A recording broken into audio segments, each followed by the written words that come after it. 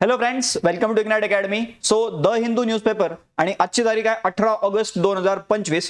या तारखेच्या the Hindu newspaper मध्ये अशा कोणत्या बातम्या आलेल्या आहेत ज्या तुम्हाला यूपीएससी आणि एमपीएससी डिस्क्रिप्टिव्ह परीक्षांसाठी महत्त्वाच्या राहू शकतात, त्याचा एक क्विक ओव्हरव्ह्यू आजच्या या सेशन मध्ये आपण घेणार आहोत. जसं आपण आधी करतोय किंवा त्या फक्त आपण पान नंबर, त्यानंतर बातमीचं टायटल काय आहे आणि ती बातमी कोणत्या सिलेबस मध्ये जोडून तुम्हाला बघता येईल, या सगळ्या गोष्टींची चर्चा या सेशन मध्ये करतोय. ठीक आहे. सो आजच्या न्यूजपेपर मध्ये ज्या ज्या बातम्या मी तुम्हाला सांगतोय त्या बातम्या तुम्हाला नक्की वाचायच्या आहेत. आज तारीख आहे 18 ऑगस्ट 2025 आणि यामध्ये पहिली बातमी एकदम पहिल्याच पानावरती जी आलेली आहे, आता व्हाईस प्रेसिडेन्शियल इलेक्शन होणार आहे सप्टेंबर महिन्यामध्ये. तर आपल्याला इथे बघायला मिळते किंवा कॅन्डिडेट्स आता एक एक करून डिक्लेअर होणार आहेत. तर त्यापैकी मग एनडीए कडून जे एनडीए आहे अलायन्स, त्यांनी सीपी राधाकृष्णन हे आता महाराष्ट्राचे गव्हर्नर आहेत, त्यांना तिथे त्यांनी इंडियाचा व्हाईस प्रेसिडेन्शियल कॅन्डिडेट म्हणून एनडीएच्या बाजूनी अनाऊन्स केलेलं आहे. सो हे प्रिलिम्स मध्ये जर कधी आलंच तर विचारलं जाऊ शकते की जेव्हा ते जर खरंच राष्ट्रपती झाले, उपराष्ट्रपती, तर मग ते आधी महाराष्ट्राचे गव्हर्नर होते, अशा प्रकारच्या गोष्टी पण आपल्याला माहिती असल्या पाहिजे. So this is just for update. त्यानंतर पान नंबर 2 वरती या बऱ्याचशा आजकाल इंटरेस्टिंग बातम्या यामध्ये येत आहेत, स्टेट वाईज चांगल्या बातम्या. जसं इथे जर आपण बघितलं, इन अ फर्स्ट कराईकल जे पुडुचेरीचा जो भाग आहे, Karaikal to get advanced fishery processing cluster, आणि मग तिकडे एक जो नॅशनल फिशरी डेव्हलपमेंट बोर्ड आहे त्याच्याकडे पूर्ण जबाबदारी दिलेली आहे. Nodal agency will be national fishery development board. आता हे GS3 इन्फ्रास्ट्रक्चर मध्ये एक्झाम्पल्स म्हणून आपल्याला लिहिता येऊ शकेल. किंवा आपलं भारतामध्ये जर आपण बघितलं तर वेगवेगळ्या भागामध्ये नेमके कशा प्रकारचे इनिशिएटिव्ह घेतले जातात for various things, like education मध्ये काय होते, इन्फ्रास्ट्रक्चर मध्ये काय होते, त्यानंतर आपण म्हणलं की ऍग्रिकल्चर मध्ये काय काय आहे, लोकल इनिशिएटिव्ह, मग त्यामध्ये अशा प्रकारच्या गोष्टी आपल्याला तिथे लिहिता येऊ शकतात. नंतर त्याच पानावरती अजून एक बातमी आहे. बऱ्याच वर्षांपासून जी डिमांड चालू होती किंवा एक बेंच जो आहे तो कोल्हापूरला असावा, तर मग इथे ते ऑलरेडी डिसिजन तर झालेलं आहे आणि चीफ जस्टिस ऑफ इंडिया जे आहेत यांनी ओपन केलेलं आहे बॉम्बे हायकोर्टचं सर्किट बेंच. कुठे? तर कोल्हापूरमध्ये. ठीक आहे. एक आहे नागपूरमध्ये, एक आहे छत्रपती संभाजीनगरला, आणि आता तिसरं जे आहे ते कोल्हापूरमध्ये सर्किट बेंच ओपन केलं गेलेलं आहे. प्रिलिम्स मध्ये नक्कीच यावरती काही ना काहीतरी विचारलं जाऊ शकते. जीएस पेपर 2 ज्युडिशियरीच्या अँगलनी मेन्स मध्ये पण आपल्याला ह्याचा रेफरन्स म्हणून वापर करता येऊ शकतो.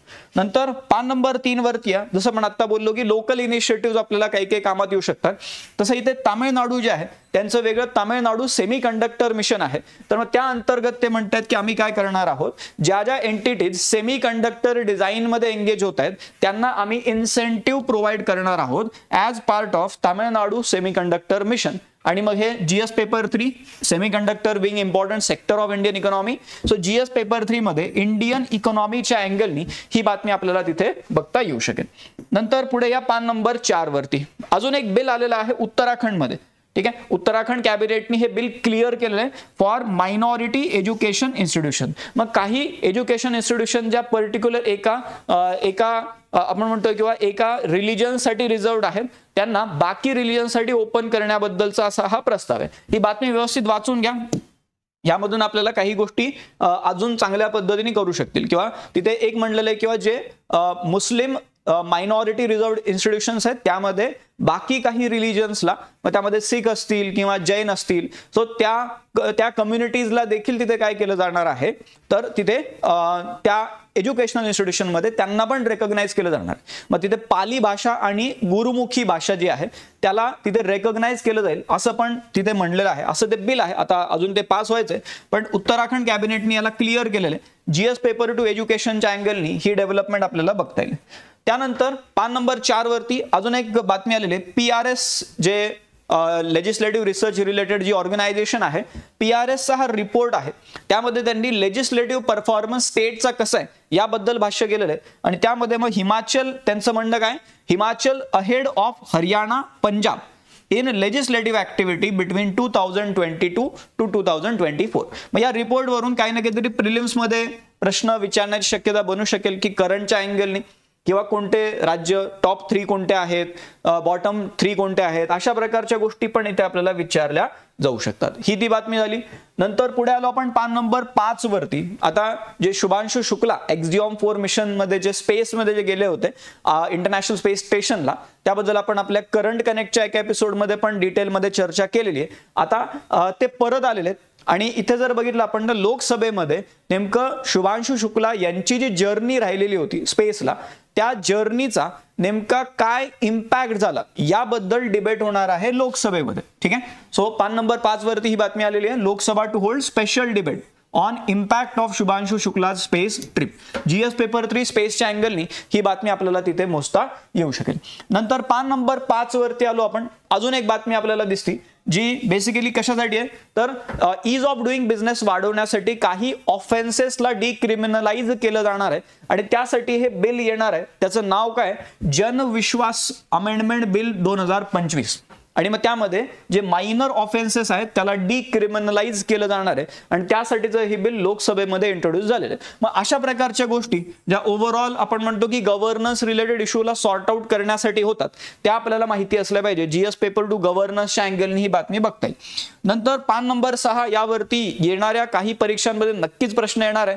आपण रेल्वे झोन्स बद्दल वाचतो राईट, आणि मग त्यामध्ये एक रेल्वे झोन असा आहे नॉर्थ ईस्ट फ्रंटियर रेल्वे.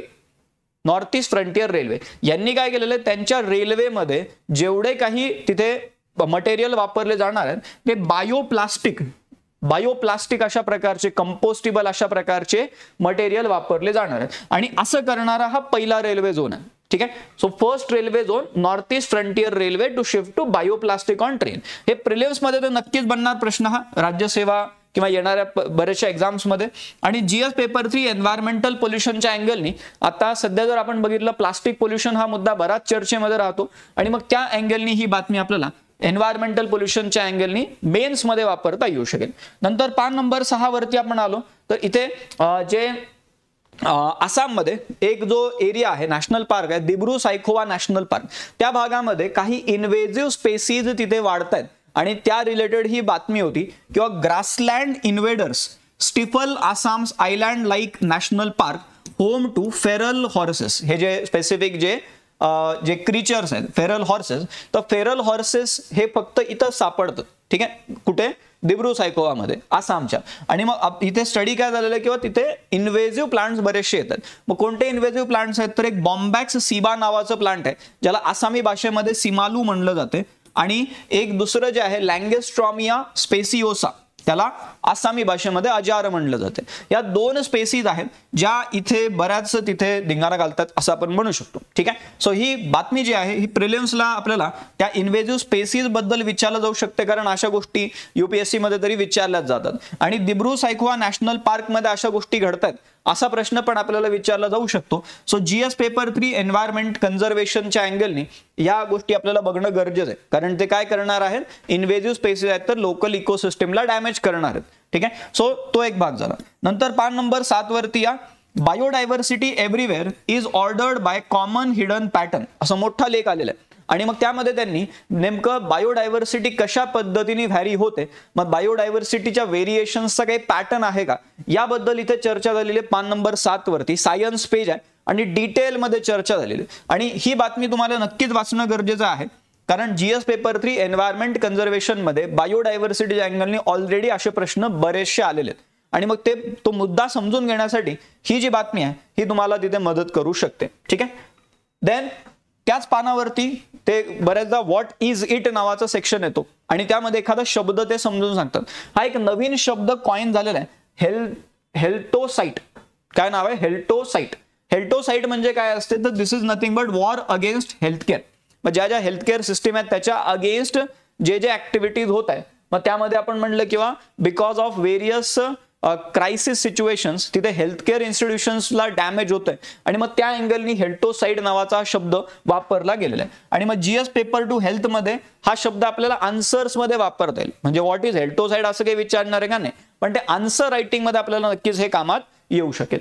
ठीक आहे. त्यानंतर पान नंबर 8 वरती या एक आता एडिटोरियल आहे. आता प्रधानमंत्र्यांच्या लाल किल्ल्यावरच्या भाषणामध्ये जे आपले एन्शियंट मॉन्युमेंट्स आहेत त्यांच्या किंवा आपले जे एन्शियंट हेरिटेज आहेत जे आतापर्यंत आपण म्हणलं किंवा इव्हन त्यांनी म्हणलेले की ब्रिटिशांसोबत लढताना जे भारतीय लोकांनी कॉन्ट्रीब्युशन केलेलं आहे त्यांचं हेरिटेज कन्झर्व करणं गरजेचं आहे. सो इन दॅट केस इथे कन्झर्वेशन वरती, कोणतं हेरिटेज कन्झर्वेशन, त्यावरचं एडिटोरियल आहे conservation manual drafted by ordinary citizens, किंवा कशा पद्धतीने या गोष्टी कन्झर्व करायच्या हे तुम्ही इंडियन सिटीजन्सला विचारा, असं ते एडिटोरियल सांगते. GS1 इंडियन कल्चरमध्ये कल्चर कन्झर्वेशनच्या अँगलनी ही बातमी बघता येऊ शकेल. नंतर त्याच पानावरती IRच्या अँगलनी ही बातमी आलेली आहे, किंवा नामिबिया आणि इंडियाचे ज्या पद्धतीने आता इंटरनॅशनल रिलेशन्स सुरू आहेत, मग ते तिथे म्हणलेलं आहे की नामिबियामध्ये जे इंडियानी रिलेशन ज्या पद्धतीने एस्टॅब्लिश केलेले आहेत ते दाखवते, किंवा how to engage with Africa, overall Africa खंडासोबत कशा पद्धतीने रिलेशन मेंटेन झाले पाहिजे. So in Namibia India shows a new way to engage Africa, आणि ही जी बातमी आहे ही एडिटोरियल आहे ते GS पेपर टू IR मध्ये आपल्याला मोजता येऊ शकेल. पान नंबर 9 वरती या. आता इलेक्शन कमिशन ऑफ इंडिया बद्दल ज्या त्यांच्या पॉवर्स, त्यानंतर त्यांच्यावरती जे काही एलिगेशन्स लावले जात आहेत, या सगळ्या अँगलनी इलेक्शन कमिशन ऑफ इंडिया हे बरंच चर्चेमध्ये, आणि मग त्या अँगलनी ही एक एडिटोरियल आलेलं आहे, किंवा जे a case for judicial introspection, म्हणजे इलेक्शन कमिशन ऑफ इंडियाच्या पॉवर कशा पद्धतीने तिथे इव्हॉल्व्ह होत गेल्या, त्यानंतर कोणते कोणते कोर्ट केसेस होते. सो या सगळ्या गोष्टी तिथे आपल्याला माहिती असल्या पाहिजे. आणि मग ही जी पूर्ण एडिटोरियलच आहे हे GS पेपर टू इंडियन कॉन्स्टिट्यूशनच्या अँगलने आपल्याला बघता येऊ शकेल. नंतर पान नंबर 9 वरती अजून एक खाली डेटा पॉइंट नावाचा सेक्शन असतो, त्यामध्ये पेटंट बद्दल एक सगळा पूर्ण एक डेटा झालेला आहे. India's patent landscape, universities as a change maker, म्हणजे आपल्याला जर ओव्हरऑल पेटंट्समध्ये नुसतं कन्झ्युमर ऑफ एक्सटर्नल टेक्नॉलॉजी नाही व्हायचं, आपल्याला स्वतःच्या नवीन नवीन टेक्नॉलॉजी डेव्हलप करायचे, इंडिजनायझेशन ऑफ टेक्नॉलॉजी करायचे, तर आपल्याला पेटंटमध्ये बऱ्यापैकी आपल्याला स्वतःला इव्हॉल्व्ह व्हावं लागणार आहे, आणि मग ते युनिव्हर्सिटीज ते करू शकतात. अशा प्रकारचं पूर्ण ही बातमी आहे. GS पेपर 3 मध्ये इश्यूज रिलेटेड टू IPR या अँगलमध्ये ही बातमी मोजता येऊ शकेल. नंतर पान नंबर 10 वरती या. पान नंबर 10 पूर्ण त्यांनी टेक्स्ट नावाचं जे पेज असते त्यावरती त्यांनी काय दिलेलं आहे, what has been impact of ethanol blending. मग ते पूर्ण इथेनॉल ब्लेंडिंग वरती आता सध्या जी काही चर्चा चालू आहे त्याचा सार आपल्याला ह्या बातमीमध्ये बघायला मिळतो. हे द हिंदू रेग्युलरली करत राहते, आठवड्याभरात ज्या काही बातम्या येतात त्याचं पूर्ण एक सार एका दिवशी ते देऊन देते. तर मग इथे इथेनॉल ब्लेंडिंग वरती चांगला आर्टिकल आहे. GS पेपर 3 एन्व्हायरमेंट कन्झर्वेशनच्या अँगलनी, कारण त्यामध्ये पोल्युशन रिलेटेड आस्पेक्ट कव्हर होऊ शकतो, आणि GS पेपर 3 फ्युएल मध्ये येते, त्यामुळे एनर्जी इन्फ्रास्ट्रक्चरच्या अँगलनी पण ही बातमी आपल्याला बघता येऊ शकेल. इन दी एंड पान नंबर 15 वरती एक बातमी आलेली आहे जी इंडियन सोसायटीच्या क्वेश्चन मध्ये ॲज अन एक्झाम्पल म्हणून वापरता येऊ शकेल. इथे सेनेगल नावाचा जो देश आहे आणि त्यांची राजधानी आहे डाकर, DAKAR, डाकर. तर सेनेगलमध्ये काय झालेलं आहे, एक इनिशिएटिव्ह घेतलेला आहे, त्याचं नाव आहे स्कूल फॉर हजबंड्स. ठीक आहे. तर स्कूल फॉर हजबंड मध्ये नेमकं काय केलं जाते, तर ते त्यांना शिकवतायत how to promote gender equality and how to promote safer motherhood. आणि त्यामुळे तो जेंडर जो एक आपण म्हणतो किंवा जेंडर इनइक्वालिटीचा पार्ट जो आहे त्याला बॅलन्स करण्यासाठी या प्रकारचे उपक्रम घेतले जातात. तर मग हे एवढं जरी आपल्याला माहिती असलं, सेनेगलमध्ये स्कूल फॉर हजबंड्स चालवल्या जातात या मुद्द्यासाठी, म्हणजे हे पूर्ण आत्मत जाऊन वाचलं जरी नाही तरी हे टायटलच नुसतं आपल्याला इंडियन सोसायटीच्या क्वेश्चन्समध्ये ॲज अन एक्झाम्पल म्हणून वापरता येऊ शकेल. ठीक आहे. तर अशा या सगळ्या बातम्या आजच्या पेपरमधल्या, आणि त्या पद्धतीने तुम्हाला त्या नक्की वाचून घ्यायच्या आहेत. ठीक आहे. आता इग्नाइट अकॅडमीमध्ये अजून पण आपले वेगवेगळे कोर्सेस चालतात, त्याची पण एक थोडक्यात तुम्हाला माहिती देऊन देतो. ऑलरेडी UPSC MPSC तुम्हाला आता हे लक्षात आलेलंच आहे, आपल्या हे प्लॅटफॉर्मवरून आपण त्याची चर्चा करतोय. बट TET टेट असेल, सरळ सेवा भरती असेल, त्यानंतर मेकॅनिकल सिव्हिल इंजिनिअरिंगच्या ज्या ज्या गव्हर्नमेंट एक्झाम्स होतात त्याची तयारी असेल, आफ्टर दॅट पोलीस भरती, SSC, रेल्वे, तलाठी, महानगरपालिका भरती असेल, आता ठाणे महानगरपालिकेच्या जागा आहेत, कृषी भरती आहे, महिला बालविकास भरती आहे, आता CDPOचं जे येत आहे, त्यानंतर MBA एक्झाम्स आहेत, बँकिंग इन्शुरन्स आहे. इग्नाइट पाठशाला नावाचा वेगळा प्लॅटफॉर्म आहे, त्याच्यावरती आपण नवोदय परीक्षांची देखील तयारी करून घेतो. आणि लॉ एक्झामसाठी इग्नाइट लॉ नावाचा देखील वेगळा प्लॅटफॉर्म आहे. या वेगवेगळ्या प्लॅटफॉर्मद्वारे डेडिकेटेड टीम काम करते यावरती, आणि हे तुम्हाला वेगवेगळे छान छान कोर्सेस तिथे प्रोव्हाइड करते इग्नाइट अकॅडमीच्या ॲपवरती. त्यामुळे पहिले तर ते ॲप डाउनलोड करून ठेवून द्या, आणि त्यासोबतच आपलं हे टेलिग्राम चॅनल आहे, या व्हिडिओच्या डिस्क्रिप्शनमध्ये लिंक असणार आहे, तर त्या चॅनलला जॉईन करून घ्या, म्हणजे जे काही महत्त्वाचे अपडेट्स आहेत ते तुम्हाला रेग्युलरली त्यावरती येत जातील. आणि त्याच्या खालीच म्हणजे चॅनलमध्ये डिस्क्रिप्शनमध्ये त्याच्या खालीच इंस्टाग्रामचं पण चॅनल आहे, ते पण जॉईन करून ठेवून द्या, तिथं पण आपल्याला चांगले चांगले अपडेट्स येऊन जातील. यूट्यूब चॅनल सबस्क्राईब केलं नसेल तर करून घ्या, बेल आयकॉन दाबून ठेवून द्या आणि इथे नंबर दिलेला आहे, काही जरी वाटलं तरी नक्की कॉल करा. खाली पण नंबर स्क्रोल होत आहेत, तिथूनही तुम्ही कॉल करू शकता. ठीक आहे, चालेल. मग तर ज्या पद्धतीने आपण बोललो, जे आजच्या बातम्या ज्या आहेत त्या तशा वाचून घ्या. वाचल्या असतील तर त्या सिलेबस पॉइंट सोबत एकदा कनेक्ट करून त्याला पुन्हा एकदा बघा, जेणेकरून तो पर्स्पेक्टिव्ह डेव्हलप होईल. किंवा ह्याला आन्सर रायटिंग मध्ये, नाही तर वाचलं तर आहे आपण, पण याला आन्सर रायटिंग मध्ये कुठं जोडायचं तर ते आपल्याला बऱ्याचदा कन्फ्यूज होते. तर ते इथे तुम्हाला काय होईल किंवा क्लिअर होऊन जाईल. ठीक आहे, चालेल. मग तर थांबू आपण इथे. आता उद्याच्या पेपरमध्ये आपण काय काय बातम्या आहेत ते उद्याच्या सेशनमध्ये डिस्कस करू. थांबू आपण. Thank you very much.